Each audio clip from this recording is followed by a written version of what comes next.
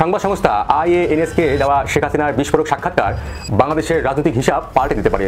তিনি আরও গুরুত্বপূর্ণ প্রশ্নের উত্তর দিয়েছেন। খালেদা জিয়ার স্বাস্থ্য সংকট নিয়ে গভীর উদ্বেগ প্রকাশ করেছেন তার রাজনৈতিক চিরপ্রতিদ্বন্দ্বী সাবেক প্রধানমন্ত্রী শেখ হাসিনা।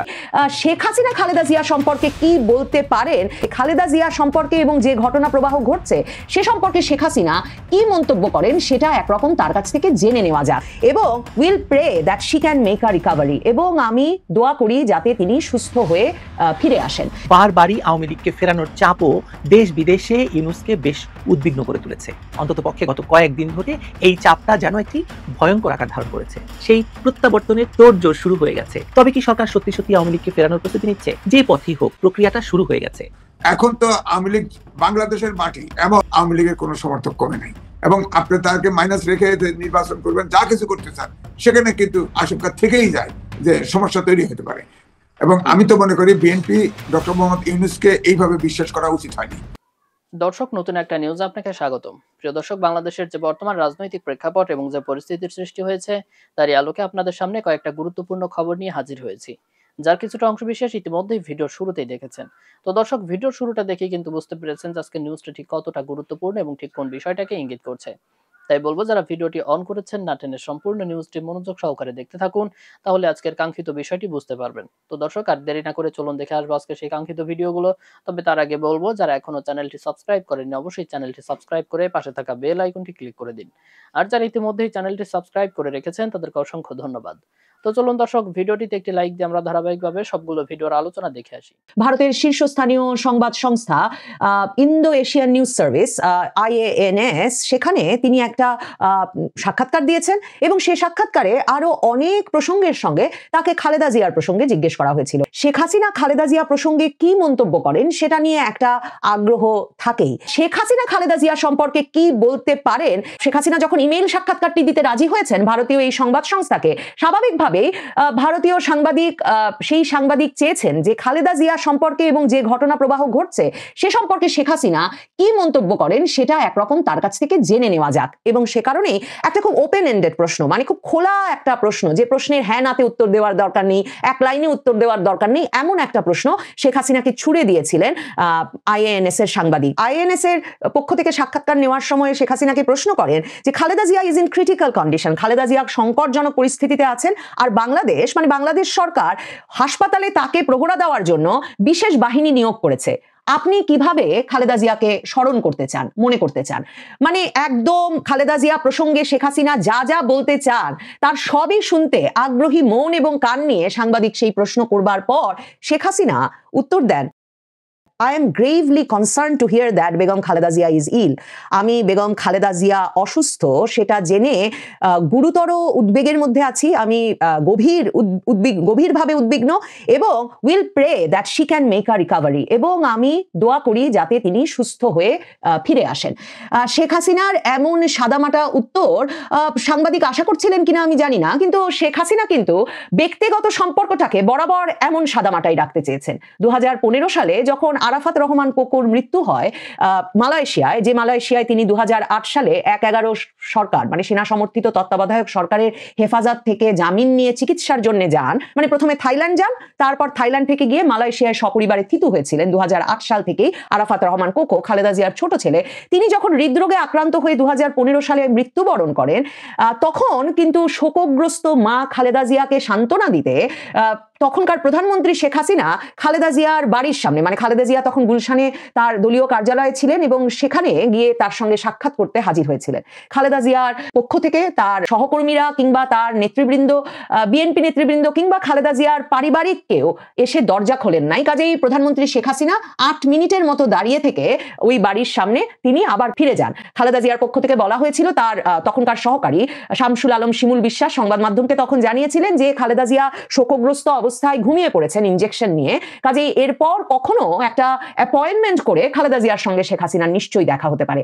সন্ধ্যা থেকেই যেহেতু সারা বাংলাদেশের সংবাদ মাধ্যম এবং ওই গুলশান এলাকায় সাজ রব ছিল যে খালেদা জিয়া শেখ হাসিনার মধ্যে সাক্ষাৎ হবে, প্রধানমন্ত্রী শেখ হাসিনা যাবেন খালেদা জিয়ার সঙ্গে সাক্ষাৎ করতে এমন শোকের দিনে, কাজেই নিশ্চিতভাবেই বিএনপি নেতৃবৃন্দ, খালেদা জিয়ার পরিবার এবং তার সহকারীরা জানতেন প্রধানমন্ত্রী শেখ হাসিনা যাবেন, কিন্তু তারা দরজা খোলেন না। এবং তখন শেখ হাসিনার পক্ষ থেকে কিন্তু এই নিয়ে আর কোনো মন্তব্য করা হয় না। শেখ হাসিনার পক্ষ থেকে তার দলের নেতারা গিয়েছিলেন তার সঙ্গে, তোফায়েল আহমেদ দীপুমণি, কিন্তু তখন তার যিনি প্রেস সচিব ছিলেন তার পক্ষ থেকে বলা হয় যে শেখ হাসিনা শুধুই একজন মায়ের মতো শোকগ্রস্ত খালেদা জিয়ার সঙ্গে সাক্ষাৎ করতে গিয়েছিলেন, তবে সাক্ষাৎ হয়নি। কাজেই শেখ হাসিনার জন্য এরকম একটা সময়ে এমন মন্তব্য করা হয়তো অস্বাভাবিক না। তবে সংবাদ মাধ্যম যে তার কাছে how do you want to remember her, কিভাবে তাকে মনে করেন এটা শুনতে চেয়েছিল, সেটাও খুব স্বাভাবিক। কারণ শেখ হাসিনা বারবারই যখন তাকে তার ক্ষমতাসীন অবস্থায় দায়ী করা হতো যে তিনি কেন খালেদা জিয়ার সঙ্গে একটা আলাপের সম্পর্ক বজায় রাখতে পারলেন না, তখন শেখ হাসিনা একদিকে যেমন বলতেন যে 2014 সালের নির্বাচনের আগে তিনি টেলিফোনে আলোচনার চেষ্টা করেছিলেন, কিন্তু খালেদা জিয়া খুব রেগে গিয়েছিলেন, সেই টেলিফোন সংলাপ আবার ফাঁস হয়ে গিয়েছিল। এখন তো কত টেলিফোন সংলাপই এখনো ফাঁস হচ্ছে। তো সেই প্রথম দিককার টেলিফোন ফাঁসের ঘটনা, সংলাপ ফাঁস হয়ে গিয়েছিল দুই নেত্রীর, এবং তখনও দেখা গিয়েছিল খালেদা জিয়া খুব রেগে গেছেন যে শেখ হাসিনা তাকে ফোন করার পর, এবং তিনি আলোচনায় আসতে রাজি হন না। কিন্তু শেখ হাসিনা শুধু ওই প্রসঙ্গটাকে আনেন না সামনে, তিনি ওই প্রসঙ্গগুলো আনেন যে খালেদা জিয়া যখন বিশেষভাবে 15ই আগস্টে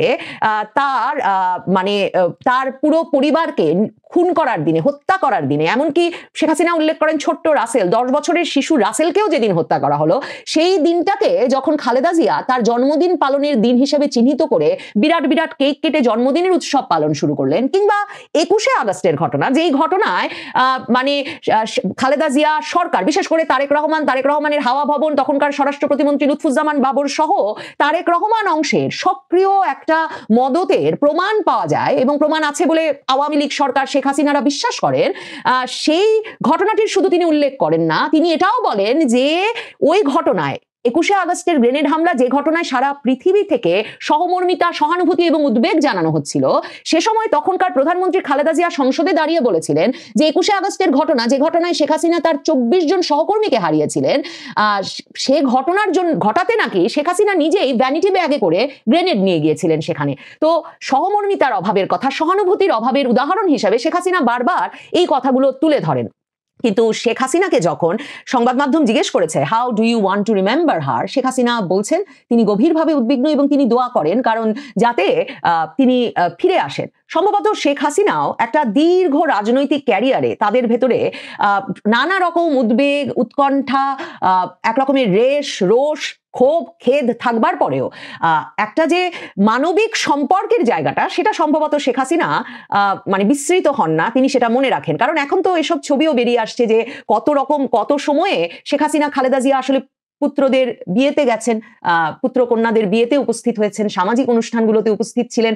কাজে নিশ্চয়ই তাদের ভেতরেও অনেক তিক্ত অভিজ্ঞতার স্মৃতির মধ্যে অনেক সুখ স্মৃতি, অনেক একই রকম অভিজ্ঞতার মধ্য দিয়ে যাওয়ার স্মৃতিও রয়েছে। সাক্ষাৎকারটিতে আরো অনেক উল্লেখযোগ্য বিষয় ছিল, কিন্তু সংবাদ সংস্থার এই সাক্ষাৎকারটিতে শেখ হাসিনা খালেদা জিয়া প্রসঙ্গে কি বলেছেন সেই বিষয়টি নিয়েই দেশে বিদেশে সংবাদ মাধ্যম সংবাদ করছে, এবং তার এই এক লাইনের উত্তরটি, তার এই সহমর্মিতা, সহানুভূতিপূর্ণ উত্তরটি শিরোনাম হয়েছে সারা পৃথিবীতে এই সংবাদ মাধ্যমের খবরটির মাধ্যমে। কারণ শেখ হাসিনা খালেদা জিয়া সম্পর্কে কি বলেন, খালেদা জিয়া শেখ হাসিনাকে সম্পর্কে কি বলেন, সেটা বাংলাদেশের স্বাধীনতা উত্তর রাজনীতির যারা পর্যবেক্ষণ করেছেন তাদের কাছে সবসময় অত্যন্ত গুরুত্বপূর্ণ হয়ে থাকবে।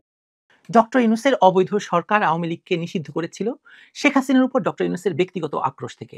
এমনকি শেখ হাসিনাকে অবৈধ আদালতে অবৈধ আইন দ্বারা মৃত্যুদণ্ডের শাস্তিও দিয়েছে ইউনূসের সেই ব্যক্তিগত ক্ষোভ থেকেই। কিন্তু ইউনূস শেখ হাসিনা এবং আওয়ামী লীগকে গিলতে পারবে বলে মনে হচ্ছে না। আন্তর্জাতিক চাপ তো আছেই, দেশের ভেতরেও আওয়ামী লীগের নেতাকর্মীদের বা সমর্থকদের ঠেকিয়ে রাখাটা কষ্টদায়ক হবে ইউনূসের জন্য, সেটা একটা দিক। কিন্তু সবচেয়ে বড় দিক হলো দেশের মানুষ বুঝতে পারছে যে ইউনূস ও তার সরকার বাংলাদেশকে চালাতে পারছে না, তারা বাংলাদেশকে ভুল পথে নিয়ে যাচ্ছে, বাংলাদেশকে শেষ করে দিচ্ছে।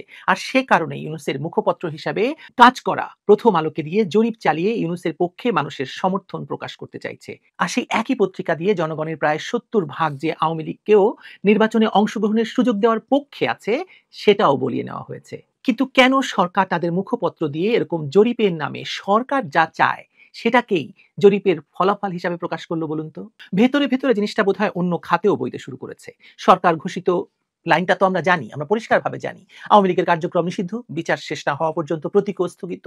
তাই নির্বাচনের দল হিসাবে অংশ নেওয়ার কোনো সুযোগ আওয়ামী লীগের নেই, এটা সরকারের ভাষ্য। বাইরে থেকে দেখলে বিষয়টা চূড়ান্ত বলেই মনে হয়, কিন্তু রাজনীতি কখনোই সরল একটা রেখায় চলে না, বিশেষ করে বাংলাদেশের রাজনীতি। যতবারই সরকার রাষ্ট্রীয় ক্ষমতাকে ব্যবহার করে রাজনৈতিক শক্তিগুলোকে বিনষ্ট করতে চেয়েছে, ততবারই সরকারের শিক্ষা হয়েছে, বিশেষ করে আওয়ামী লীগের ক্ষেত্রে। সর্বশেষ এই শিক্ষা একটি অবৈধ সরকার পেয়েছিল ১/১১ সময়। তার পেছনেও ছিল এই ডক্টর ইউনূস মহাজন। বিগত ১ বছর ক্ষমতায় থেকে সরকার, বিশেষ করে ইউনূস, তার যত ব্যবসা ট্যাবসা আছে সেগুলো করে নিয়েছেন। বিএনপি, জামায়াত, এনসিপি সহ আরো কিছু দলকে দিয়ে আওয়ামী লীগের বিরুদ্ধে একজোট বানিয়ে দলটিকে নিষিদ্ধ করানোর চাপ জনগণকে দেখিয়ে ইউনূস ১ বছর পার করেছে ঠিকই, কিন্তু বারবারই আওয়ামী লীগকে ফেরানোর চাপও দেশ বিদেশে ইউনূসকে বেশ উদ্বিগ্ন করে তুলেছে। অন্ততপক্ষে গত কয়েকদিন ধরে এই চাপটা যেন একটি ভয়ঙ্কর আকার ধারণ করেছে। এখন একটি নির্বাচন দিতে গিয়েও ইউনূসের পক্ষে সেটি হজম করা সম্ভব হবে কিনা সেটা নিয়ে প্রশ্ন উঠতে শুরু করেছে। গত ১ বছরে যেভাবে আওয়ামী লীগের উপর ক্ষমতার স্টিম রোলার চালানো হয়েছে, তাতে আবার আওয়ামী লীগকে রাজনীতিতে ফেরাতে গেলেও ইউনূস সেটা পারবেন না, কারণ তাতে তার এই সঙ্গী আওয়ামী বিরোধীরাই তাকে শেষ করে দেবে। এমত অবস্থায় নানা কৌশল তাকে গ্রহণ করতে হচ্ছে, এবং তার মধ্যে সবচেয়ে পুরনো কৌশল জনমত জরিপের নামে সরকারের চাওয়াটাকেই জনসম্মুখে নিয়ে আসার খেলাটি ইউনূস এবং তার সরকারের সঙ্গীরা খেলছেন। এবং এই খেলায় ইউনূস বেছে নিয়েছেন দৈনিক প্রথম আলোকে। প্রথম আলো যে জরিপটি ছাপালো বা প্রকাশ করলো, সেটা সরকারপন্থী মহলে একটা সংকেত হিসেবে পড়া হচ্ছে। এখন সরকারের পক্ষে কথা বলে এমন একটি পত্রিকা হঠাৎ করে আওয়ামী লীগকে নির্বাচনে আনার পক্ষে ৬৯% মানুষের মতামতকে তুলে ধরেছে। এটা কোনো সাধারণ ঘটনা হতে পারে না। এর মানে হচ্ছে আন্তর্জাতিক চাপ, অভ্যন্তরীণ অস্বস্তি আর রাজনৈতিক ভবিষ্যৎ নিয়ে শূন্যতায় ভোগা জনগোষ্ঠীর মিশ্র সংকেত সরকারকেও ভাবাতে শুরু করেছে। তারা বুঝতে পারছে আওয়ামী লীগকে পুরোপুরি বাইরে রেখে নির্বাচনের গ্রহণযোগ্যতা নিশ্চিত করা কঠিন, আর জনগণ যাকে চাইছে না তাকে জোর করে ভোটে ঢোকানোর প্রশ্নই আসে না। তবে জনগণের বড় একটা অংশ যে দলটিকে আবার ময়দানে দেখতে আগ্রহী, সেটিও এখন আর তারা অস্বীকার করতে পারছে না। প্রতি নিঃশ্বাসে ওনার অভিশাপ দিচ্ছি, প্রতি নিঃশ্বাসে আমাদের কষ্ট হচ্ছে, যত দিন যাচ্ছে আমাদের ওনার পাপের বোঝাটা আরো ভারী হয়ে যাচ্ছে। আমাদের মাননীয় আমাদের প্রধান উপদেষ্টা, উনি নাকি নোবেল বিজয়ী, আমরা ওনার অভিশাপ দেই, ওনার ফ্যামিলিতে ওনার বংশে যেন কোনোদিন সুস্থ শিশু জন্মগ্রহণ না করে। এখানে আরেকটি ব্যাপার, বিজিডির পার্লস সার্ভের কথা মনে করিয়ে দিই আপনাকে। এই প্রথম আলোই সংবাদটি প্রকাশ করেছিল যে সেই সার্ভে দেখাচ্ছে প্রায় অর্ধেক ভোটার সিদ্ধান্তহীন। এরা কারা বলুন তো? এটা আসলে আপনি গোপন করতে পারবেন না যে এই যে যারা কথা বলতে পারছে না, এই অংশের একটা বড় ভাগ হলো আওয়ামী লীগের ঐতিহ্যগত সমর্থক, যারা প্রকাশ্যে বলতে পারছে না তারা কাকে ভোট দেবেন কিংবা আদৌ ভোট দেবেন কিনা। একটা দল নিষিদ্ধ অবস্থায় গেলে তার সমর্থকরা নিঃশব্দ হয়ে যায়, এটা স্বাভাবিক, কিন্তু নিঃশব্দ মানে সমর্থন হারিয়ে যাওয়া নয়। এই ফাঁকা জায়গায় সরকার টের পাচ্ছে, আর তারা দেখতে পাচ্ছে যে রাজনৈতিক মাঠে বিএনপি এবং জামায়াত কিছুটা অগ্রগতি পেলেও জনগণের মধ্যে একটা বড় শূন্যতা থেকে যাচ্ছে, যার মালিকানা এখনো অদৃশ্যভাবে আওয়ামী লীগের হাতে। এদিকে মানব জমিনের মতো পত্রিকা একটা খবর ছেড়ে দিল। তারা যে তথ্যটা তুললো সেটা হচ্ছে ক্লিন ইমেজ নেতাদের স্বতন্ত্র প্রার্থী হওয়ার কথা। মানে আওয়ামী লীগের যারা ক্লিন ইমেজের আছেন তারা নাকি স্বতন্ত্র প্রার্থী হতে পারবে। এটা শুনতে যতটা সহজ, বাস্তবে ততটা অসঙ্গত। একদিকে পুরো দল নিষিদ্ধ, নেতারা কারাগারে বা আত্মগোপনে, অন্যদিকে তাদেরই আবার স্বতন্ত্র প্রার্থী হতে বলা, এটা রাজনৈতিক বাস্তবতা নয়, বরং একটা কৌশল, আন্তর্জাতিক মহলকে দেখানো যে দলটি পুরোপুরি বাইরে নেই। কিন্তু আওয়ামী লীগ হাইকমান্ড যেভাবে এটা প্রত্যাখ্যান করলো, সেটা স্পষ্ট করে দিল যে এটা তারা কোনোভাবেই গ্রহণযোগ্য মনে করছেন না, কারণ স্বতন্ত্র প্রার্থী হিসেবে দাঁড়ানো মানে দলের অস্তিত্বকে ক্ষয়ে যেতে দেওয়া। এছাড়া নিরাপত্তা, মামলা, সাংগঠনিক কাঠামো কোনোটাই এমন অবস্থায় স্বতন্ত্র প্রার্থীর পক্ষে নির্বাচন করার উপযোগী নয়। সরকারের প্রস্তাবে তাই দলটির কাছে একটা ফাঁদ হিসেবে দেখা দিয়েছে, আর সেটা তারা বুঝতে পেরেছে বলেই সরে গেছে। এখন তাহলে আসল প্রশ্নটা কি? আসল প্রশ্নটা হচ্ছে, তবে কি সরকার সত্যি সত্যি আওয়ামী লীগকে ফেরানোর প্রস্তুতি নিচ্ছে? সরাসরি না বলে বিষয়টা এখন সাংকেতিক পথে এগুচ্ছে বলে আমার ধারণা। নির্বাচন কমিশন বলছে আইন যাকে অনুমতি দেবে সে নির্বাচনে অংশ নিতে পারবে, তারা কাউকে বাদ দিচ্ছে না। কথাটা নিরীহ শোনালেও এর ভিতরে জায়গা রাখছে ভবিষ্যতের অবস্থান পরিবর্তনের জন্য। কমিশন নিজেই বলছে দলটি বাতিল হয়নি, সাসপেন্ড হয়েছে। এ ধরনের শব্দচয়ন আইনগত ব্যাখ্যা নাই কোনো এর, এবং আরপিওতে এটা নেই। রাজনৈতিক দরজা খোলা রাখার ইঙ্গিত মনে হয় আমার কাছে বরং এটা। আরেকটা উল্লেখযোগ্য বিষয় 2008 সালের অভিজ্ঞতা। তখন পরিস্থিতি এমন অবস্থায় গিয়েছিল যে তফসিল প্রায় 5 বার বাতিল করতে হয়েছিল এবং শেষ পর্যন্ত তফসিল দিয়ে নির্বাচন করতে হয়েছিল। এখনকার অবস্থাও সেই ধরনের অস্থিরতার দিকেই ঝুঁকছে বলে আমার ধারণা। আন্তর্জাতিক মহল স্পষ্টভাবে বলছে নির্বাচন অংশগ্রহণমূলক হোক। এখন যদি দেখা যায় আওয়ামী লীগ নেই এবং ভোট সেই আওয়ামী লীগের অনুপস্থিতিতে অনুষ্ঠিত হচ্ছে, তাহলে গ্রহণযোগ্যতার সংকট তৈরি হবেই।